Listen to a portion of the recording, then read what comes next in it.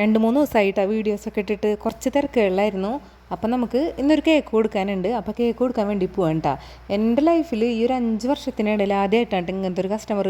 പുള്ളി ഒരു ഡോക്ടറാണ്, പാലക്കാട് തന്നെയുള്ള ലക്ഷ്മി ഹോസ്പിറ്റലിലെ ഡോക്ടറാണ് കേട്ടോ. അപ്പോൾ അതുകൊണ്ട് തന്നെ പുള്ളിയുടെ കുട്ടിക്ക് വേണ്ടിയിട്ടാണ്, മോന് വേണ്ടിയിട്ടാണ് നമ്മുടെ അടുത്ത് കേക്ക് ഓർഡർ ചെയ്തിട്ടുണ്ടായിരുന്നത്. പക്ഷെ ഒറ്റ കാര്യം ഉണ്ടായിരുന്നു, കേക്ക് വീഡിയോ എടുക്കുകയോ അതുപോലെ ഫോട്ടോ പോസ്റ്റ് ചെയ്യുകയൊന്നും ചെയ്യരുതെന്ന് പ്രത്യേകം പറഞ്ഞിട്ടുണ്ടായിരുന്നു കേട്ടോ. ഈ കേക്ക് ചെയ്തുകൊണ്ടിരിക്കുന്നതിൻ്റെ ഇടയിലാണ് കേട്ടോ എനിക്ക് പുള്ളിയുടെ കോൾ വന്നിട്ടുണ്ടായിരുന്നത്. അതിൻ്റെ കൂട്ടത്തിലൊരു വീഡിയോ അയച്ചെന്നുണ്ടായിരുന്നു. ഇത് കണ്ടതിന് ശേഷം നിങ്ങൾ എന്നെ ഒന്നുകൂടി കോൺടാക്ട് ചെയ്യുമെന്ന് പറഞ്ഞു. സംഭവം ഇതായിരുന്നു, പാലക്കാട് തന്നെയുള്ളൊരു കേക്ക് ഷോപ്പിൻ്റെ പിന്നാമ്പുറ കാഴ്ചകളാണിത്. എന്താണെന്ന് പറഞ്ഞിട്ടുണ്ടെങ്കിൽ കേക്ക് ബേക്ക് ചെയ്യണ മോൾഡും അതുപോലെ തന്നെ മേശയൊക്കെ കറുകറുത്തിരിക്കുന്നു. അപ്പോൾ പുള്ളിക്ക് തീരെ പറ്റിയില്ല. അവിടെ നിന്ന് കേക്ക് ഓർഡർ ചെയ്തിട്ട് വരുന്ന സമയത്താണ് പുള്ളി ഈ ഒരു കാഴ്ച കണ്ടത്. അപ്പോൾ അവിടെ നിന്നിട്ട് എന്നെ ഗൂഗിളിൽ സെർച്ച് ചെയ്തപ്പോഴാണ് ഹോം മെയ്ഡ് ആയിട്ടുള്ള നമ്മുടെ കേക്കിൻ്റെ ഡീറ്റെയിൽസ് കണ്ടത്. അങ്ങനെയാണ് കേട്ടോ എന്നെ കോൺടാക്ട് ചെയ്യുന്നത്. സത്യത്തിൽ എല്ലാ ബേക്കറി കേക്കും മോശമാണോ? അല്ല കേട്ടോ. സംഭവം എന്താണെന്ന് പറഞ്ഞിട്ടുണ്ടെങ്കിൽ ലാർജ് സ്കെയിൽ യൂണിറ്റിലാണ് അവർ കേക്ക് ബേക്ക് ചെയ്തെടുക്കുന്നത്. അപ്പോൾ അതുകൊണ്ട് തന്നെ കേക്കിൻ്റെ മോൾഡുകളൊക്കെ ഇതേപോലെ കറ പിടിച്ച് അത് പിന്നെയും ബേക്ക് ചെയ്യുമ്പോൾ ചൂട് തട്ടി ഒരു കറുത്ത കളറിലാവാറാണ് കേട്ടോ സാധാരണ ചെയ്യുന്നത്. ഈ കാര്യങ്ങളൊക്കെ ഞാൻ ഡീറ്റെയിൽ ആയിട്ട് അദ്ദേഹത്തിൻ്റെ അടുത്ത് സംസാരിച്ചെങ്കിലും പുള്ളി അതിനൊന്നും റെഡി ആയില്ല കേട്ടോ. എന്തായാലും ആ ഷോപ്പിൽ നിന്ന് കേക്ക് വേണ്ടാന്ന് പറഞ്ഞു. പോരാത്തതിന് നമ്മുടെ വീട്ടിൽ നമ്മുടെ അടുക്കള ഒന്ന് കാണണമെന്നും പറഞ്ഞു.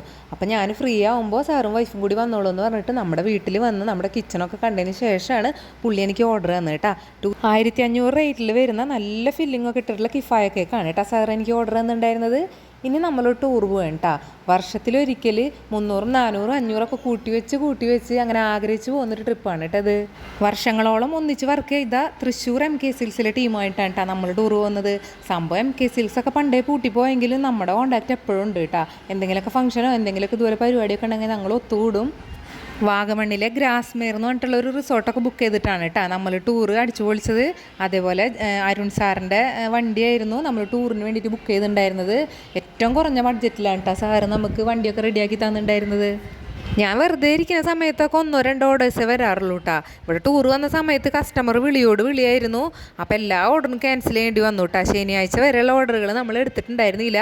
പകരം ഇവിടെ അടിച്ചു പൊളിച്ചു കേട്ടോ. പൂളൊക്കെ നല്ല അടിപൊളിയായിരുന്നു. ഒരു തേയിലത്തോട്ടത്തിൻ്റെ നടുവിലാണ് കേട്ടോ പൂള് വന്നിട്ടുണ്ടായിരുന്നത്. ഒരു 5:30 ആയപ്പോൾ കോട ഇറങ്ങാൻ തുടങ്ങി. അങ്ങനെ ടൂറൊക്കെ നല്ല വൈബായിരുന്നു. ആദ്യമായിട്ട് നമ്മൾ നമ്മുടെ സോബിൻ ചേട്ടൻ്റെ കല്യാണത്തിന് ഇടുക്കിയിലേക്ക് പോയതോടുകൂടിയാണ് കേട്ടോ ടൂറിന് നമ്മളൊരു പ്ലാനിങ് ഒക്കെ ഇട്ട് തുടങ്ങിയത്. അതിനുശേഷം വരുന്ന എല്ലാ വർഷങ്ങളിലും ടൂർ പോകാറുണ്ട്. പിന്നെ ധ്യാനം എല്ലാ ടൂറിനും കരച്ചിലാണ് കേട്ടോ. എപ്പോഴും കരഞ്ഞ് കരച്ചിലിൻ്റെ അവസാനം ഇപ്രാവശ്യം നല്ല കുട്ടിയായിരുന്നു ധ്യാൻ. നന്നായിട്ട് കളിക്കാൻ എൻജോയ് ചെയ്യുകയൊക്കെ ചെയ്തു കേട്ടോ. അങ്ങനെ ദിലീഷ് ചേട്ടൻ ഉണ്ടെങ്കിലാണ് നമുക്ക് ടൂറിനൊരു വൈബ് ഉണ്ടാവുള്ളൂ.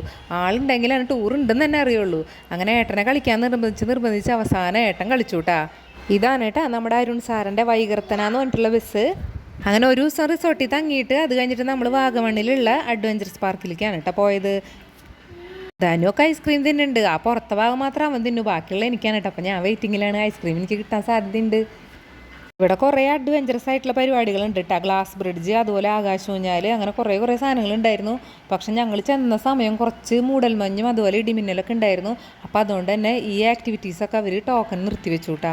അതുകൊണ്ട് തന്നെ അഡ്വഞ്ചറസ് ആയിട്ടുള്ള ഒന്നിലും തന്നെ കയറാൻ പറ്റിയില്ല. ഇവിടെ എല്ലാവരും നല്ല അടിപൊളിയായിട്ട് എൻജോയ് ചെയ്യാണ്. എനിക്ക് പക്ഷെ കോളും വരുന്നുണ്ടായിരുന്നു കേട്ടോ.